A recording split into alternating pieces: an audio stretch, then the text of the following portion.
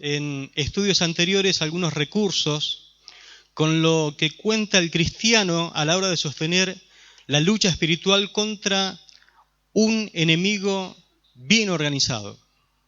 El cristiano, ¿con qué cuenta para poder llevar adelante la lucha espiritual? ¿Cuáles son las armas que Dios les ha dado?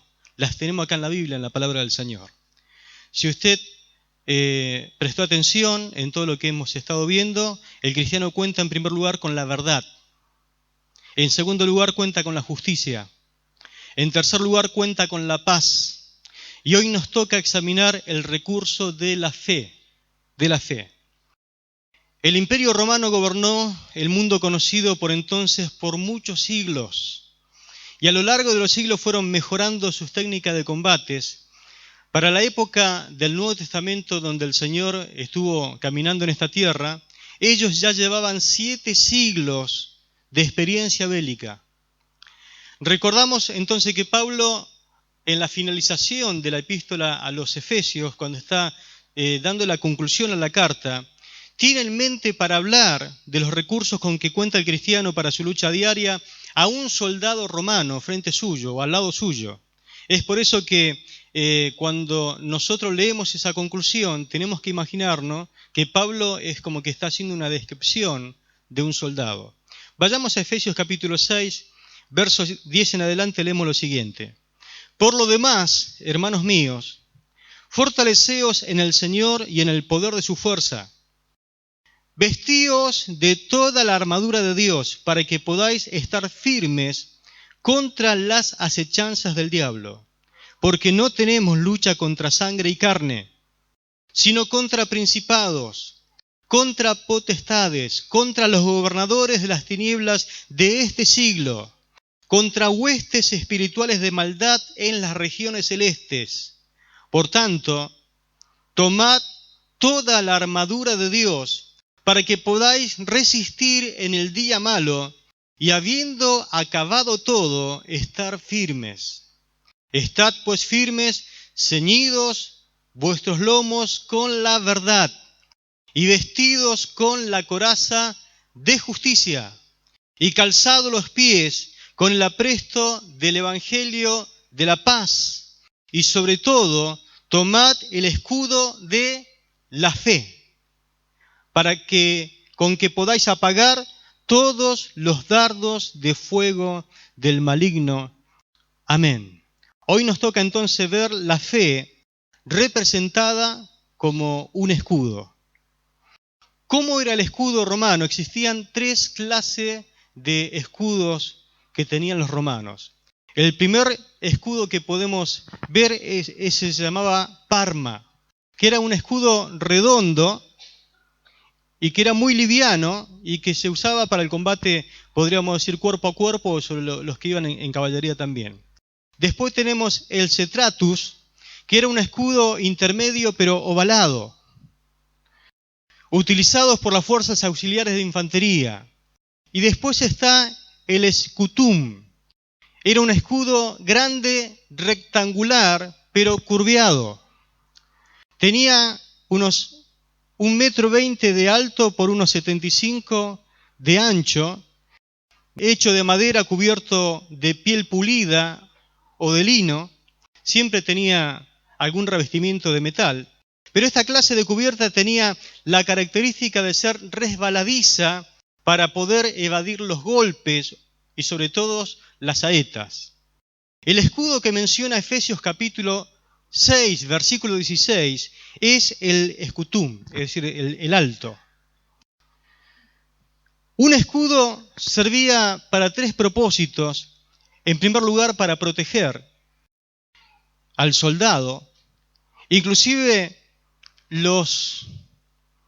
la infantería de los romanos perfeccionaron tanto el tema de la defensa con escudos que llegaron a hacer algo que hasta el día de hoy se utiliza, una formación llamada tortuga. No sé si alguna vez la vio. Los soldados ponen un escudo al lado de otro, se agachan y ponen un escudo arriba. El que está atrás pone un escudo arriba y hay una protección casi única contra todo lo que es las saetas, las flechas que el enemigo le podía mandar.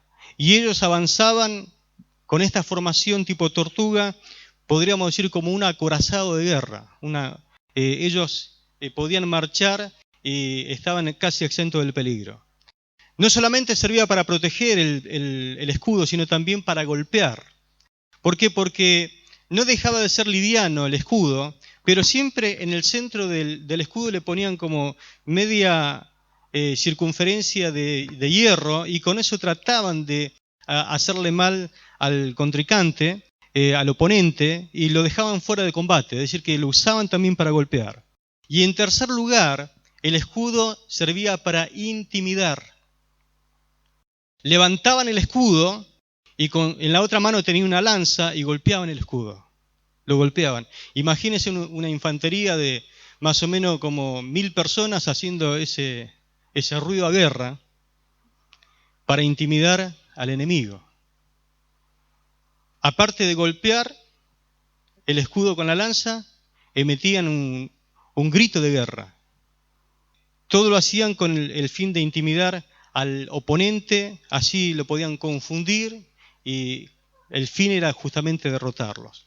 Un soldado sentía confianza y seguridad cuando portaba un escudo. La palabra del Señor nos dice que nosotros tenemos que tomar el escudo de la fe. Amén. Tomar el escudo de la fe, porque tenemos una batalla diaria que hacer contra nuestro adversario que ha sido derrotado.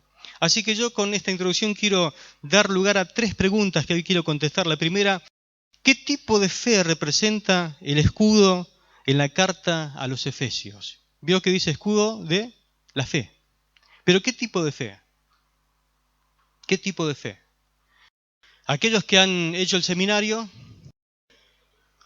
en algún momento hemos estudiado algo acerca de lo que es la hermenéutica. Y en la hermenéutica hemos visto que la palabra fe muchas veces no dice lo mismo en una carta que en otra. No quiere decir lo mismo. Y en la carta a los Efesios aparecen representadas por lo menos 3 tipos de fe. 3 tipos de fe. Entre sus acepciones y alguna forma de hablar de fe, de creencias y de creer, por lo menos aparecen 10 veces la palabra fe en el libro de los Efesios. Y el escudo representa la fe del cristiano y dice, sobre todo tomad el escudo de la fe. Así que el escutum que él está tratando de hablar cubría a todo el soldado. ¿Por qué? Porque el soldado, si bien medía 1,20 m el escudo, pero agachándose podía cubrirse e inclusive tenía un escudo de su colega que le cubría la parte de arriba. Así que el cristiano, dice la palabra de Dios, que debe cubrir todas las áreas de la vida con la fe. Todas las áreas de la vida hay que cubrirlas con la fe, según lo que dice este texto. La fe entonces es muy importante en el tema de la guerra espiritual. Pero entonces, ¿a qué tipo de fe se refiere? En la carta a los Efesios se utiliza fe de 3 maneras diferentes. La primera, para referirse a hechos del pasado concerniente a la salvación. Fe en lo que Cristo hizo por nosotros para salvarnos. La llamamos, en la parte doctrinal, fe para salvación. Y aparece en algunos textos, por ejemplo, en Efesios capítulo 1, versículo 13, versículo 15, versículo 19, esa primera parte de Efesios capítulo 1, justamente cuando habla de fe, siempre está apuntando hacia el pasado. Por ejemplo, versículo 15 dice, en él también vosotros, habiendo oído la palabra de verdad, el evangelio de vuestra salvación, y escuche, y habiendo creído en él, fíjese cómo aparece en tiempo pasado, habiendo creído en él, fuiste sellado con el Espíritu Santo de la promesa. Nosotros cuando creímos en el Señor, en lo que Él hizo por nosotros, es decir, que es una fe que tiene que ver con algo que Él hizo en el pasado, dice la palabra de Dios, cuando creímos el Espíritu Santo nos sella para salvación. Versículo 15 dice, por esta causa también yo, habiendo oído de vuestra fe en el Señor Jesús y de vuestro amor para con todos los santos. Pablo está haciendo referencia de una fe, dice, habiendo oído de vuestra fe, esa fe que ellos depositaron para salvación. La gente da testimonio de su salvación. Sabemos que ustedes han creído en el Cristo que los salvó. Y el verso 19 dice, y la cual supereminente grandeza de su poder para con nosotros los que creemos según la operación de su fuerza. Pablo hace referencia allí a algo que nosotros creemos o que creímos. Luego menciona unas cuantas cosas que han sucedido en el pasado, como por ejemplo la muerte de Cristo en la cruz, la resurrección de Él a través del poder del Espíritu Santo. ¿Cuántos han creído en el Señor? Gloria a Dios. Esta fe es la que se refiere en la primera parte en Efesios. Pero también aparece una fe como tipo de compilación o un sumario de doctrinas. Efesios capítulo 4, versículo 5 y el versículo 12 es cuando nosotros, no sé si alguna vez usted se expresó o escuchó a alguien expresarse de esta forma. Lo que pasa es que yo creo lo siguiente. Y te está hablando de que cree algo. Hay iglesias, por ejemplo, la iglesia bautista cree en un sumario de doctrinas. Es como que tiene un cuerpo doctrinal en el cual cree. La doctrina que nosotros creemos como pentecostales, como Iglesia Asamblea de Dios, también es una suma de doctrinas que creemos. Por ejemplo, nosotros creemos en el bautismo del Espíritu Santo y como señal inicial de ese bautismo en el hablar en lenguas. Creemos en la manifestación de los dones del Espíritu Santo que están vigentes hasta el día de hoy. Cosas que, por ejemplo, la doctrina bautista no cree. Si bien somos hermanos, pero hay cosas que nos distinguen. Pero hay cosas básicas que debería existir porque si no, no somos hermanos.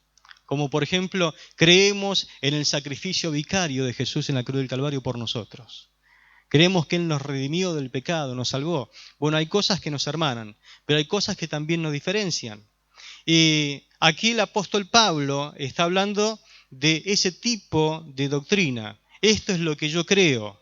Nosotros creemos en lo que está en la palabra de Dios y creemos que nuestra fe es genuina y es sana y es muy bíblica. Las creencias que hemos aceptado, por ejemplo, Efesios capítulo 4, versículo 5 dice, un Señor, una fe, un bautismo, un Dios y Padre de todos, el cual es sobre todo y por todos y en todos. Amén. Allí en esa parte es donde aparece como un sumario de doctrinas. Eso se llama fe. Esta es mi fe. Esto es lo que yo creo. Y versículo 12 dice, hasta que todos lleguemos a la unidad de la fe y del conocimiento del Hijo de Dios, a un varón perfecto a la medida de la estatura de la plenitud de Cristo. Es decir, que tenemos que crecer hasta esa estatura, la estatura de Cristo. ¿Y cómo se hace para hacer eso? Bueno, tenemos que, en primer lugar, llegar a la unidad de la fe. ¿Qué significa eso, mi hermano? Que como iglesia tenemos que creer todo lo mismo. Tenemos que creer todo lo mismo. ¿Y cómo se hace eso? Bueno, estudiando la Escritura, asistiendo a un seminario, haciendo los cursos que corresponden en la iglesia, como el seguimiento, donde se te enseña la base de la fe, el cimiento de la fe en la cual nosotros creemos, y después vamos profundizando la fe, pero siempre hay como un cimiento del cual partimos y que está en la palabra del Señor. Lo que nosotros llamamos doctrinas fundamentales. Ahí está el sumario de la fe, la unidad de la fe. Imagínense si nosotros estamos aquí en este lugar y yo estoy hablando acerca de que Dios quiere bautizar con el Espíritu Santo y de repente viene otro hermano y se para y dice, sí, pero yo no creo que el Espíritu Santo sea para este tiempo. Se da cuenta el cortocircuito que se arma, ¿no? Acá arriba. Bueno, si acá arriba se arma esto, imagínense allá abajo.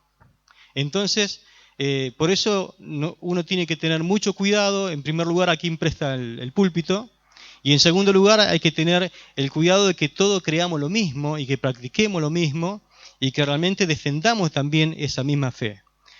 La tercera fe que aparece en el libro, en la carta a los Efesios, está en Efesios capítulo 3, versículo 17 y Efesios capítulo 16. Y que tiene que ver con tener confianza en Dios para las cosas de la vida presente. Repito, confianza en Dios para las cosas de la vida presente, es decir, para las cosas cotidianas. Fe no en el pasado, porque eso sí lo tenemos que tener sí o sí porque es un fundamento, pero no está hablando de esa fe, sino está hablando de una fe para el presente, para el presente. Por ejemplo, dice Efesios 3:17, para que habite Cristo por la fe en vuestros corazones, a fin de que arraigados y cimentados en amor, y está hablando justamente de cosas prácticas que tenemos que poner por obra. Habla de una vida cotidiana. ¿Cuántos necesitan fe para la vida diaria? Bueno, de eso precisamente trata esta parte de la epístola. Y aparece también la misma palabra en Efesios 6:16 que dice, sobre todo, tomad el escudo de la fe, con que podáis apagar todos los dardos de fuego del maligno. Entonces, aquí en Efesios 6:16 se refiere a este tipo de fe. No habla de una fe en el pasado, tampoco no habla de ese sumario de fe, como diciendo, decime a ver cuál es tu fe. No habla de esa tampoco, sino que en Efesios 6:16 habla de la fe que nosotros necesitamos para la vida diaria, para hacer pedazos al campamento enemigo, para levantarnos en el nombre de Jesús y creer que todas sus promesas son para nosotros, para la vida diaria. Que necesitamos esa fe, que necesitamos creer las promesas de Dios y que son para el tiempo presente para poder tener victoria sobre nuestro enemigo. ¿Sabe dónde encuentro yo esta fe? En 1 de Samuel, capítulo 17, versículo 45. 1 de Samuel 17, 45. Sé que usted conoce muy bien este pasaje, la historia de David y el gigante Goliat. 40 días estuvo este gigantón tratando de avergonzar a las tropas del ejército de Saúl. Ninguno se ofreció para ir a pelear con él, ni siquiera el más grandote, el más alto. ¿Quién era el más grandote y más alto de Israel? Saúl. Dice que Saúl por encima de las cabezas le llevaba otra cabeza más a la gente. Era enorme Saúl. Pero Saúl no tenía ya más la unción de Dios. No tenía la presencia de Dios, entonces buscaba a alguien que lo reemplace, porque él dice, bueno, yo no soy candidato para ir a pelear. ¿Qué pasa si se muere su rey? Así que estaba, me imagino, desesperado para que aparezca alguien. Y apareció un jovencito de 17 años, que era aquel que le venía a tocar el arpa para que él pudiese calmarse cuando le tomaba algún espíritu malo de parte de Dios, porque como había desobedecido, el Espíritu Santo de Dios se había apartado de él. Así que estaba viviendo un tiempo espantoso este rey Saúl. Y aparece David, quien estaba siempre en perfecta comunión con Dios, para llevarle unos quesitos y algunas cosas a sus hermanos y al capitán de los miles, como para hallar gracia ante ellos de parte del papá, y escucha la amenaza de este gigante llamado Goliat. Cómo trataba de menospreciar a las tropas del Dios viviente e inclusive menospreciaba al Dios de Israel. Y una de las cosas que él no pudo resistir fue la blasfemia que él hablaba contra el Dios verdadero, el Dios al cual él adoraba. Así que aceptó el desafío porque él tenía fe y confianza en Dios y tenía testimonio y tenía en su haber matado al oso y al león su vida cotidiana porque tenía una fe y una confianza en que Dios estaba con él. Así que no se altere, rey, no se ponga triste, yo voy a hacer como hice con el león y el oso. Así que para mí esto es algo cotidiano, le está diciendo. Yo le voy a resolver el problema, mi rey. Dice el verso 45, escuche. Entonces dijo David al filisteo, porque anteriormente Goliat lo maldijo a David y dijo que iba a agarrar sus carnes, se la iba a dar a las aves del cielo y que iba a alimentar con ellas a todas las aves, y lo amenazó y blasfemó contra Dios. Y entonces dijo David al filisteo: tú vienes a mí con espada, lanza y jabalina, mas yo vengo a ti en el nombre de Jehová de los ejércitos, el Dios de los escuadrones de Israel, a quien tú has provocado. Jehová te entregará hoy en mi mano, y yo te venceré y te cortaré la cabeza, y daré hoy los cuerpos de los filisteos a las aves del cielo, a la bestia de la tierra, y a toda la tierra sabrá que hay Dios en Israel. Hoy Jehová te entregará en mi mano. Fe para el hoy, fe para la vida cotidiana. Fe para ahora, no para mañana ni para el pasado, fe para ahora. ¿Cuánto necesitan fe todos los días para vencer a su Goliat? ¿Sí? Hoy Jehová te entregará en mi mano y yo te venceré. Fíjese la confianza de este jovencito. Y te cortaré la cabeza. Y daré los cuerpos de los filisteos a las aves del cielo, a las bestias de la tierra, y toda la tierra sabrá que hay Dios en Israel. Y sabrá toda esta congregación que Jehová no salva con espada y con lanza, porque de Jehová es la batalla, y Él os entregará en nuestras manos. Gloria a Dios. ¿Cuántos saben que de Jehová es la batalla? ¿Se acuerda esa palabra a Josafat? No habrá para que ustedes peleen hoy, porque mía es la batalla. Esa es la fe que hace que nosotros nos tomemos del escudo de la fe. Esa es la fe que Dios quiere que nosotros pongamos por obra en lo cotidiano.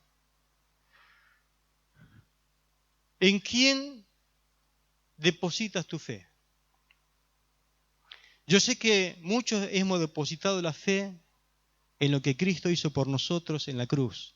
Y eso es para nosotros salvación. Pero, ¿sabe que muchas veces nosotros depositamos nuestra fe, la que necesitamos a diario, en cosas que realmente no tienen sentido? Y vivimos como si fuéramos pesimistas y creyendo todo lo malo. ¿Vio que hay gente que dice, hoy me levanté con el pie...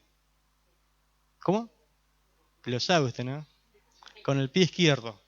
¿Qué tiene que ver el pie izquierdo y el derecho? No tiene nada que ver. Pero algunos entran a jugar al campo de fútbol tratando de pisar con el derecho, ¿no? A ver si juegan mejor. Pero no tiene nada que ver eso. Eso es poner la fe en algo que realmente no tiene nada de valor. Algunos están pensando, ¿con quién soñé? Con el loco, ¿cierto? ¿Y el loco qué número es? Usted lo sabe, ¿no? Casi lo dice. Y va a pagar ahí donde es Santa Fe Servicio, y si de paso me juego un numerito y si sale, doy el diezmo. Lo santifico.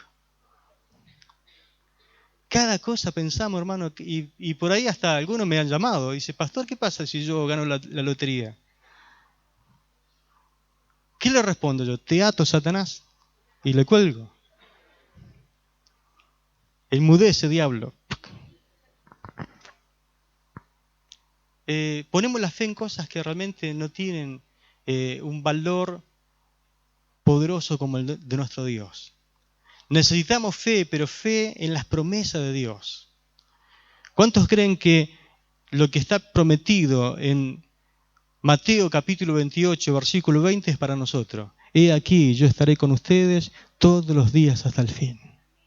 ¿Usted cree que se levanta con Dios, que camina con Dios, que maneja con Dios, que atiende con Dios, que trabaja con Dios, y Dios de paso lo acompaña cuando vuelve y está con usted cuando se sienta en su sillón y pretende que lo atiendan? ¿Amén? Está con usted el Señor. Así que vamos a tomarnos de las promesas del Señor. Ahora tienes que depositar tu fe en lo que Cristo está haciendo por ti en el tiempo presente. Los tres tipos de fe son necesarios y están en la carta y es bíblico. La fe pasada, la fe en el futuro, la fe en el presente. Pero la fe en el presente es la que te hace tomar el escudo de la fe. Aquí se habla justamente de esa fe. Segunda pregunta, ¿qué debe hacer el cristiano con esa fe para prevalecer en la batalla diaria? Dice la palabra tomar el escudo de la fe. ¿Por qué? Porque ahí estaba el escudo. Pero ¿qué tenía que hacer el soldado? Tomarlo. Un soldado que tomaba un escudo iba con confianza, con una protección más. Pero también puede ser que un soldado no salga a la batalla con el escudo. Y era todo un problema.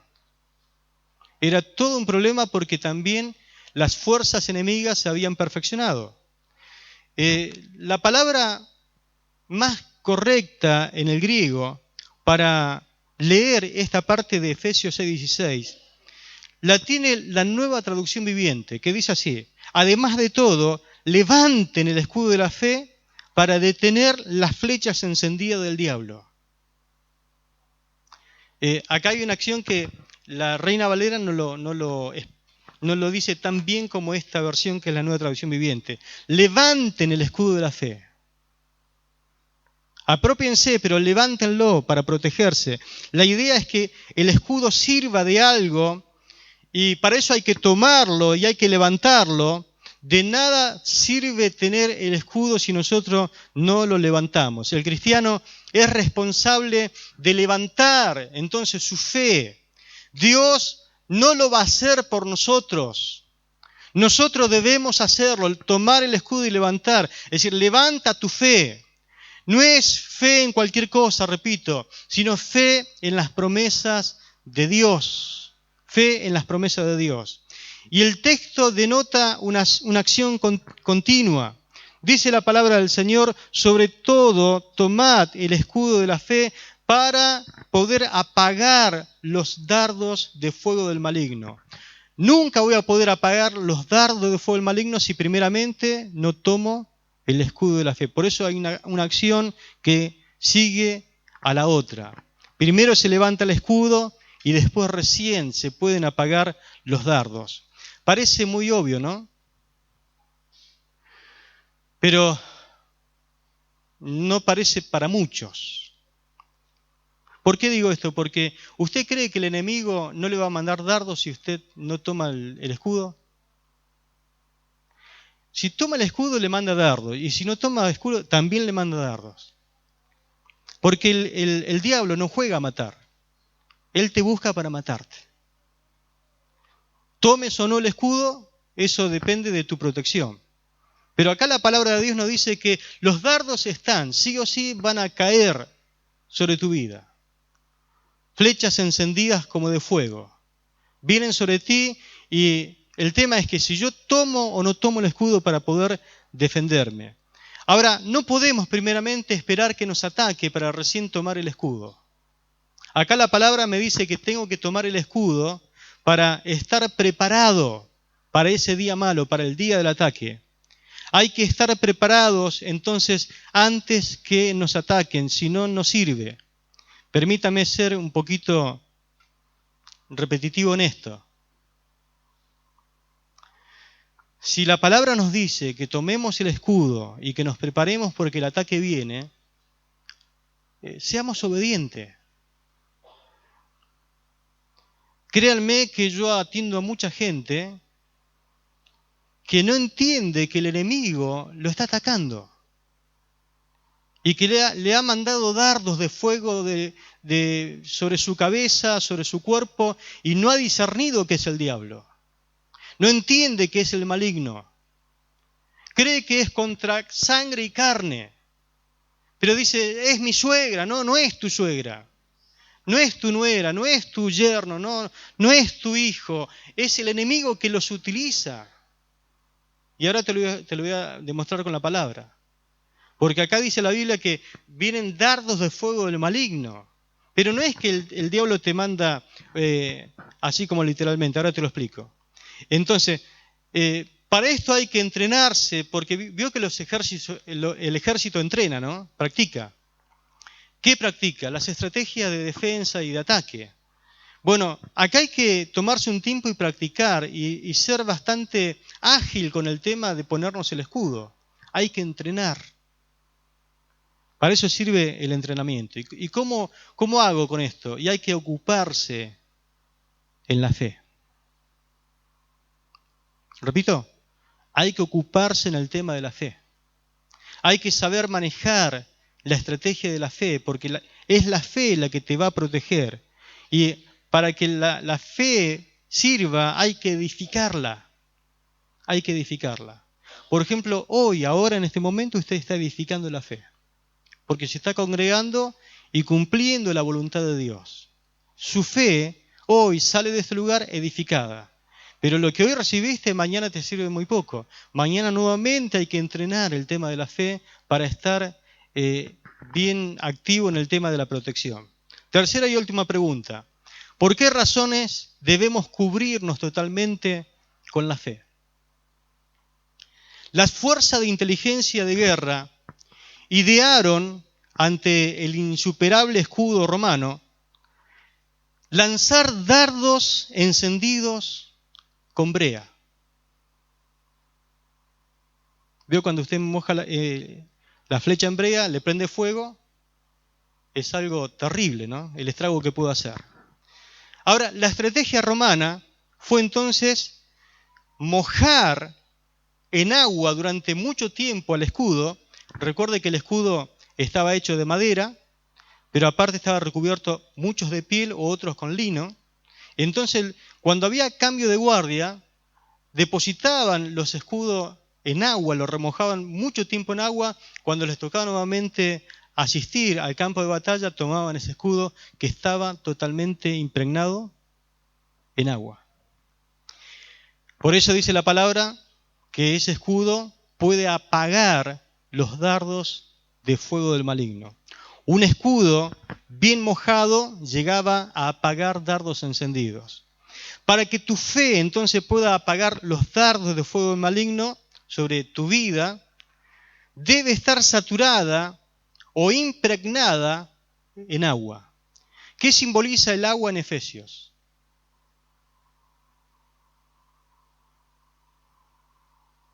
Efesios capítulo 5, verso 26. Dice, para santificarla, habiéndola purificado en el lavamiento del agua por la palabra. Es decir, que agua en Efesios significa la palabra. ¿En qué entonces tiene que estar remojada tu fe? En la palabra del Señor. Bien. No por nada, Pablo mismo dice a los romanos en el capítulo 10, verso 17, así que la fe es por el oír y el oír por la palabra de Dios. Entonces, ¿cómo nos viene la fe?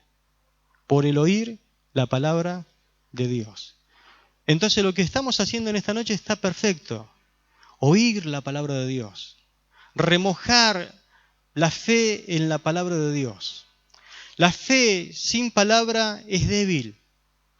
Busca en algo en qué aferrarse. Hasta algunos tienen fe en el pastor. Y el pastor es un hombre y falla y tiene 25.000 defectos. Y que dicen, me falló el pastor. Y si te va a fallar, si un hombre. Tenés que tener fe en la palabra de Dios que es infalible. No falla nunca.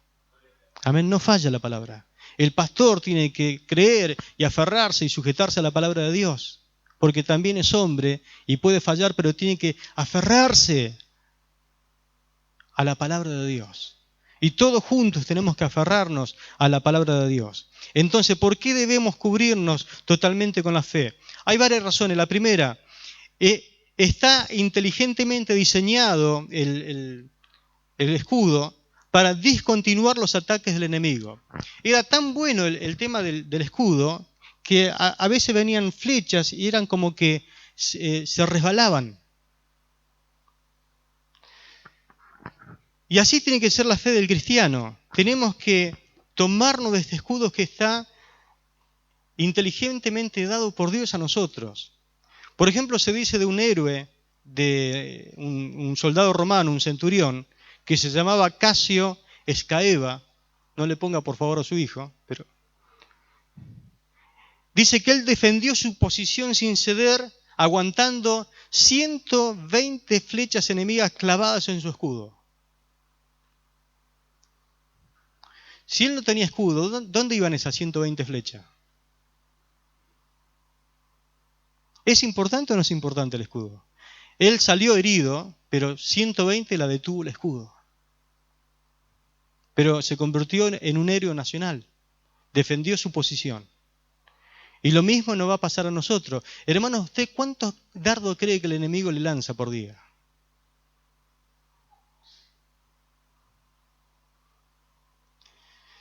La fe puede contrarrestar los ataques del enemigo. Ese tipo de fe que hace creer y entender que lo imposible puede ser realidad, puede ser verdad, puede ser hecho posible. Esa fe es la que nos ayuda a nosotros. El diablo lanzará, hermano, según lo que dice este texto, cualquier clase de proyectil, porque esa palabra dardo es encendido. La palabra dardo en el griego significa proyectil. Es decir, que te va a lanzar con toda clase de artillería que tenga para poder liquidarte y que pierdas la posición. Él viene contra tu vida, Él quiere destruirte. Y todo lo que pueda hacernos daño, es decir, los dardos, múltiples formas, múltiples maneras, Él los va a enviar. Tomad el escudo de la fe. Pero también el enemigo no es que lanza dardos reales contra un cristiano, porque tenemos que en este momento entender el simbolismo de la palabra. ¿Sí? Nunca vas a ver al diablo con una cola, con unos cuernos que te lanza una flecha. No es así, por las dudas, lo aclaro. Porque después va a venir, pastor, soñé que venía el diablo y me tiraba. No seamos extremistas. Los dardos acá son simbólicos. Pero la idea que realmente tenemos que entender por la palabra, esos dardos son ideas incendiarias. ¿Qué son? Ideas. Es decir, que el diablo te quiere refundir con ideas. Los dardos son ideas que él deposita sobre tu mente, sobre tu corazón. Son ideas que caen. Ideas infernales. Incendiarias. ¿Qué significa eso? Impulsivas. Que no te das cuenta, pero son enviadas por el diablo. Y se los quiero ejemplificar con algunos lugares bíblicos donde ocurrió esto, y usted se va a identificar y va a identificar la forma en que él ataca. Por ejemplo, Juan capítulo 3, versículo 2, allí encontramos un dardo de fuego del maligno. ¿Sobre quién? Sobre el mismo Señor.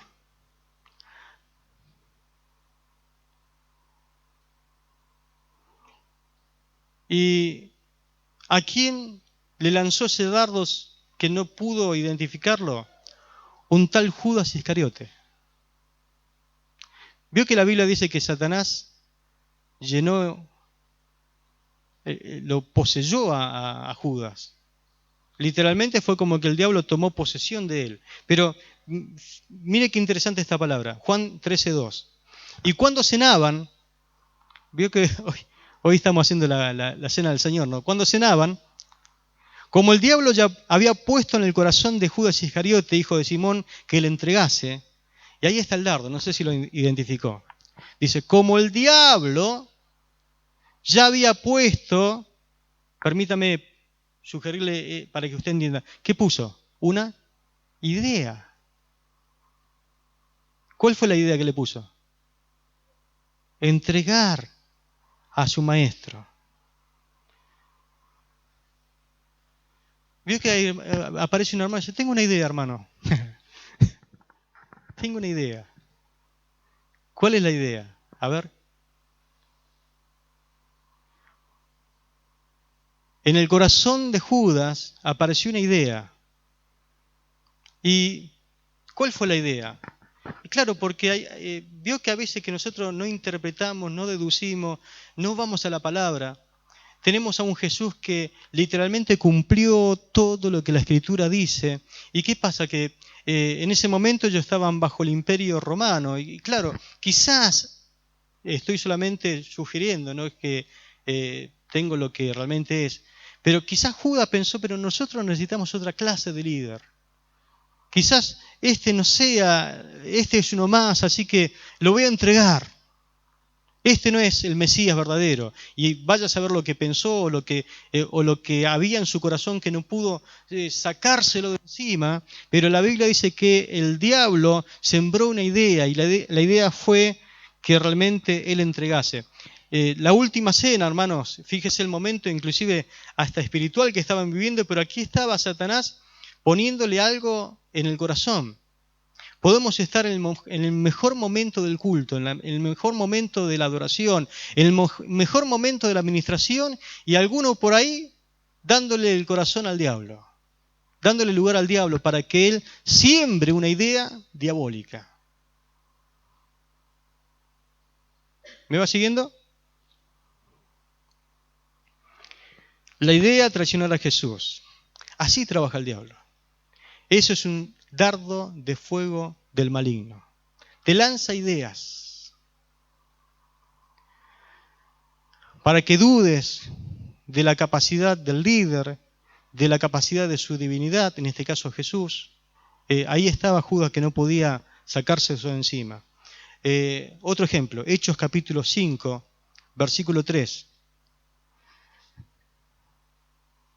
La iglesia había nacido rápidamente, creció.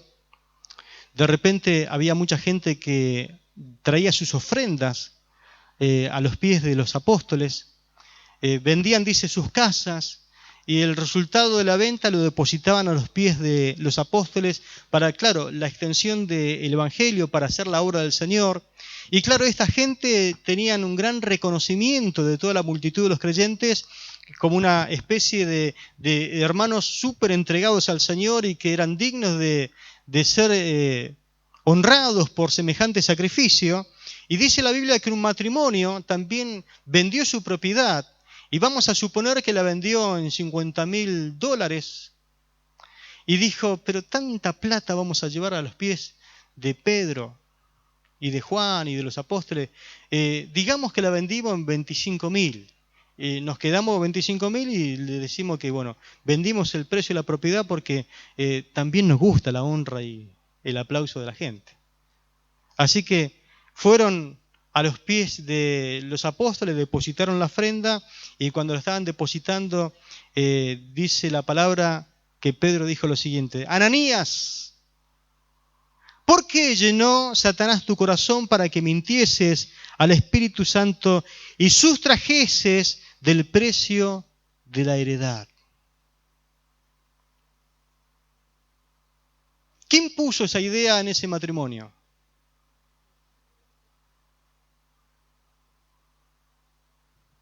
¿Quién lanzó ese dardo? ¿Qué dice el texto ahí? ¿Quién fue? Satanás.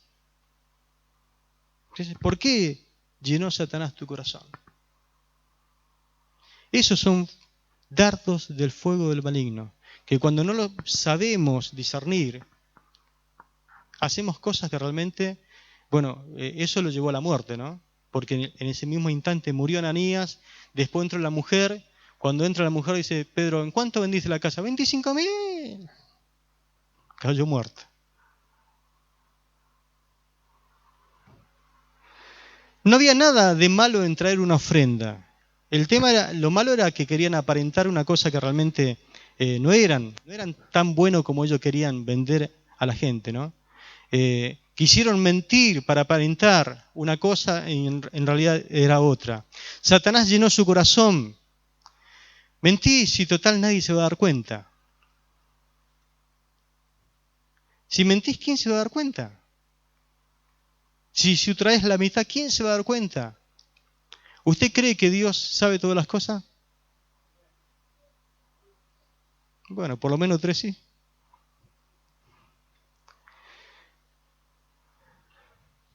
Y Satanás miente, hermano. Te miente. ¿Cuántos saben que él es padre de mentira? ¿Sí? ¿Qué te dice Satanás? Nunca vas a cambiar. Nunca vas a cambiar, te dice. Ya naciste así, con esa tendencia. Diablo mentiroso, ¿no? Nunca has podido vencer este pecado. ¿Por qué insistís en querer vencerlo? Si siempre te venció. Ese es el diablo, el que te dice esas cosas. ¿Para qué lo vas a intentar de nuevo si siempre que lo intentás fracasás? Ese es un dardo de fuego del maligno. ¿Lo puede discernir? ¿Se puede dar cuenta de eso?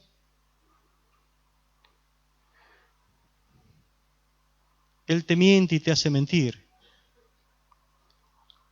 Te hace mentir que eres un perdedor cuando en realidad con Cristo somos más que vencedores.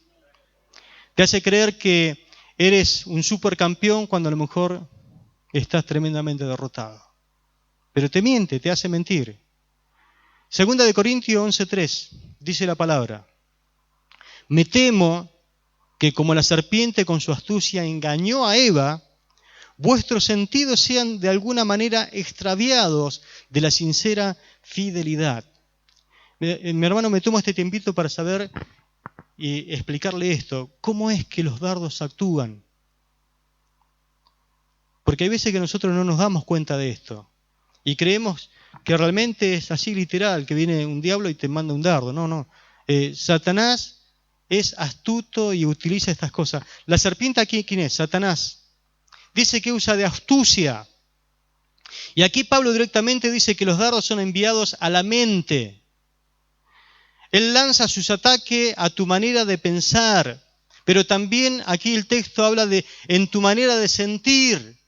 Hay cosas que te hace pensar que son de Él, por mentira y con astucia.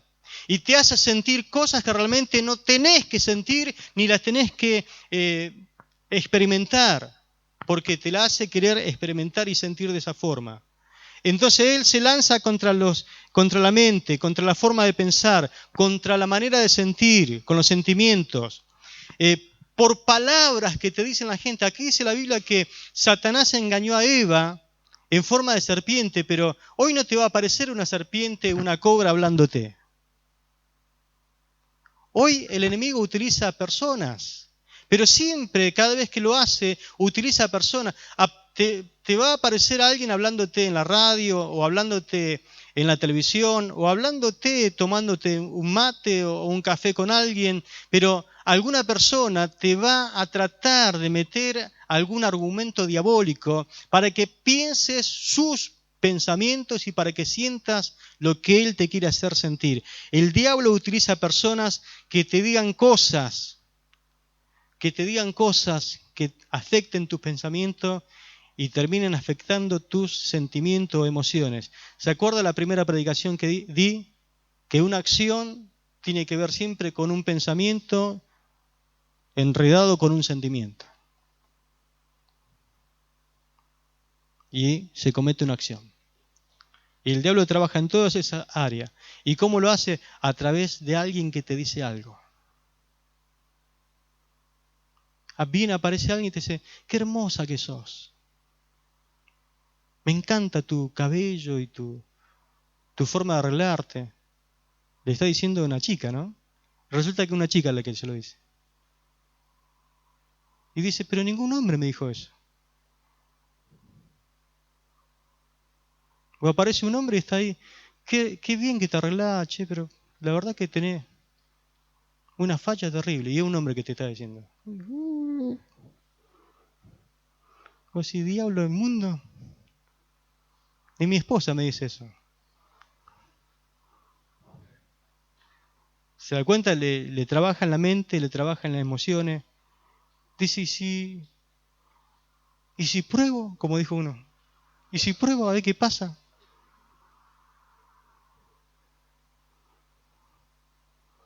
Mateo 16, 22 y 23. Ya voy terminando. Mateo 16, 22, 23. Entonces Pedro, tomándole aparte, comenzó a reconvenirle. Otra versión dice que comenzó como a retarlo, diciendo, Señor, ten compasión de ti. En ninguna manera esto te acontezca. Pero volviéndose dijo a Pedro, quítate de delante de mí, Satanás. Me eres tropiezo porque no pones la mira en las cosas de Dios, sino en la de los hombres. Firmado Jesucristo. ¿A quién dirigió estas palabras el Señor? A Pedro. Pedro, el que encabezaba el portavoz de todos los apóstoles. Pedro en ese momento estaba hablando y sus palabras fueron utilizadas por el mismo diablo. Es decir, prestemos atención, por favor. Hay veces que un hermano te está hablando que vamos a llamar que es un hermano espiritual, pero lo está usando el diablo. Lo está usando Satanás. ¿Me va siguiendo? Lo peligroso que son los dardos. Porque en este caso estaba Jesús. Imagínense, mi hermano, Satanás se la jugó utilizándolo a Pedro para hacerlo caer a Jesús. Si lo hizo con el maestro, ¿no lo va a hacer contigo? Un Pedro que anteriormente había recibido hasta una revelación del Padre Celestial. Había sido utilizado por el Señor. Ahora está siendo utilizado por el mismo diablo. Y con esta palabra el diablo quería apartarlo de la misión con que él había venido al mundo. Anteriormente Jesús mismo le dijo a Pedro, Simón, lo que recibiste de parte de esta revelación es porque no te lo reveló ni carne ni sangre, sino mi Padre que está en los cielos. Porque él había dicho, tú eres el Cristo, el Hijo del Dios viviente. Dice, lo que me está diciendo vino directamente de una revelación del Padre. No pasa unos versículos que ese mismo Pedro está siendo usado por el diablo. Entonces, aquí se trata de discernir, entender que hay cosas de las cuales el enemigo te quiere apartar, te quiere perturbar, te quiere molestar para hacerte que no llegues a cumplir el propósito que tienes de parte del Señor.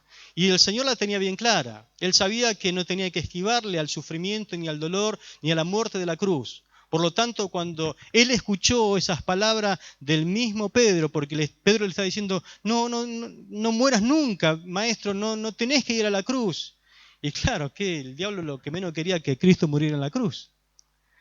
Le dijo, te conozco, diablo. Apártate de mí, me eres tropiezo. Hay circunstancias, hermanos, en que usted entiende que es la voluntad de Dios. Vaya si sabe usted la voluntad de Dios, ¿no? Y hay veces que usted la conoce, la sabe, porque Dios se le manifestó, Dios le habló al corazón. Yo recuerdo una oportunidad que Dios me llamó, y cuando Él me llamó a la obra, me llamó a ejercer el ministerio, me llamó a tiempo completo. Es algo que Dios trató conmigo personalmente. En eso que yo estaba en momentos de tomar decisiones, de repente viene un amigo que tenía y me dice, comentame qué es lo que te pasa, a ver qué es lo que está haciendo. Entonces le conté las decisiones que estaba tomando y una de las decisiones que tenía que tomar y que tomé, que en esos días fue que sucedió, era que tenía que rechazar un trabajo para salir a la obra, porque me estaban tratando de enganchar un trabajo efectivo que para mí era lo mejor que me podía pasar, pero yo sabía que por la voluntad de Dios, Dios me había mostrado que tenía que ir a servir a Casilda. Y entonces este hermano me dice, mira, yo te voy a dar un consejo, me dice, y el consejo es el siguiente, no deje ese trabajo, porque ¿cuánto luchaste para quedar efectivo? Y por lo menos 3 años, le digo. Bueno, es el momento, trabajá, dedícate a juntar dinero, trata de hacerte tu casa, de hacerte todo lo que realmente puedes hacer, ayuda a tu familia y no sé cuánto, y cuando te quede tiempo, serví al Señor. ¿Qué hubiera hecho usted? Y en ese momento él se la daba de mi mejor amigo. Yo lo miré y le digo, enmudece, diablo. Le dije, no voy a hacer nada de lo que me dijiste, porque yo sé cuál es la voluntad de Dios. Y si yo hubiera hecho eso, yo no estoy acá. Ni hubiera hecho la obra que pudimos hacer en Casilda. Pero hay veces que vos conocés la voluntad de Dios. Y si vos conocés la voluntad de Dios, no abra tu corazón a miles de gente, porque de repente vas a encontrar un montón de sugerencias y te quieren desviar a veces del camino que realmente Dios te marcó. El enemigo va a utilizar inclusive a tu mejor amigo, a tu mejor amiga, a quien sea. Él no rehúsa usar a quien se deja usar. Dardos encendidos alude a fuego de pasiones. ¿Por qué? Porque el encendido, el fuego, tiene que ver con algo pasional. El enemigo va a tratar de mandarte algún dardo para hacerte encender en las pasiones, en las emociones, cosa que quede fuera de combate. Esa es la misión de él, que quede fuera de fuego. Te manda un dardo y hace explotar tu ira. Una emoción. De repente usted lo ve el hermano, la hermana toda colorada o colorado, que profirió unas palabras que no eran en lengua, dijo algunas cosas que realmente ahora no sabe cómo meter de vuelta en la boca, pero ya las dijo, quedó descalificada, quedó su espiritualidad por el suelo, está avergonzado, está avergonzada, y de repente dice, voy a hablar con el pastor, no quiero ser. ¿Pero qué pasó? No, los hermanos me hicieron enojar.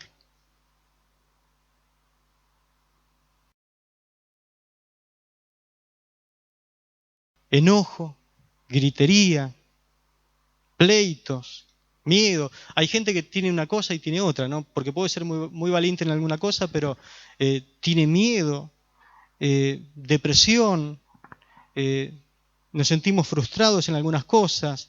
Todo lo que tenga que ver con algo de pasión y algo que tenga que ver con nuestra debilidad, allí el enemigo aprovecha, y si ese es el flanco que nosotros le ofrecemos, allí va a querer enviarnos un dardo de fuego para que quedemos fuera de combate. Algunos tienen debilidad con la lujuria, otra con la tristeza, entran en depresión.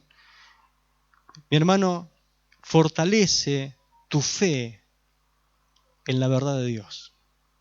Amén. Necesitas una fe fuerte, bañada en la verdad, remojada día tras día en la palabra. Si por cualquier cosa te enojás, o te desalentás, te deprimís, te frustrás, necesitas fortalecer tu fe para apagar los dardos de fuego del maligno. Somos llamados, hermanos, a ocuparnos en nuestra fe. La fe viene por el oír y el oír por la palabra de Dios. Así que lee la Escritura, mi hermano, estudiala, profundizala. Como dice la palabra, escudriñad las Escrituras. Hay un gran poder en memorizar la palabra de Dios. Así vas a hacer crecer tu fe. Y en algún momento los dardos de fuego del maligno no van a poder penetrar en tu escudo. A pesar de todo esto, hermano, que muchas veces vemos como falta de tiempo y que no tenemos tiempo para leer, lee tu Biblia. Tómate un tiempo para leer la Biblia. Deja a un lado más al celular, internet, las redes sociales, las cosas que realmente te roban el tiempo, y dedica un tiempito más a la palabra del Señor para leerla. Algunos dicen, estoy muy ocupado, pastor, no puedo. No es la totalidad de la verdad. Todos tenemos tiempo para lo que queremos, ¿sí? Porque si estamos apurados, lo que sea, siempre nos hacemos un tiempito. Bueno, hacete el tiempito para leer la palabra. Eso va a fortalecer la fe. A pesar de que estés muy ocupado, tomate un tiempito. A pesar de que te sientas culpable porque hiciste cosas que realmente no tenías que hacer, lee la Escritura. No hay excusa para no leer la palabra de Dios. Si no, nunca vamos a remojar el escudo de la fe. No permitas pasar un día sin leer algo de la Escritura.